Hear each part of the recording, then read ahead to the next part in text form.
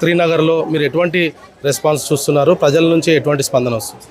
ఎక్కడ పోయినా ఈసారి పక్కా బీజేపీ వస్తుందని చెప్తా ఉన్నారు వాళ్ళంతటి వాళ్ళే. నేను మొన్న 2024 ఎలక్షన్ ముందు ప్రజల్లో తిరిగినప్పుడు ఒక అద్భుతమైన స్పందన ఉండేది. అంటే క్లియర్గా వాళ్ళ ఫేసుల్లో కోపం కానీ గవర్నమెంట్ మారిపోబోతున్న ఆశ కానీ, అలాంటి పరిస్థితే ఈ రోజున చూస్తూ ఉన్నాం.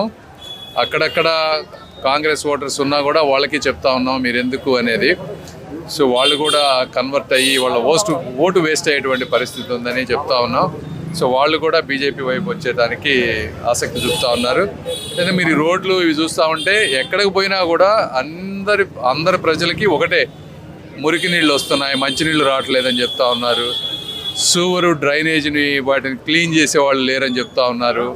తర్వాత ఢిల్లీలో మనుషులు పెరిగిపోయారు విపరీతంగా, దానికి తగ్గట్టుగా సౌకర్యాలు ఇవన్నీ అంటే డ్రైనేజ్ సిస్టమ్ కానీ, వాటర్ కానీ, రోడ్స్ కానీ ఇవన్నీ కూడా చేయట్లేదనేటువంటి పరిస్థితి.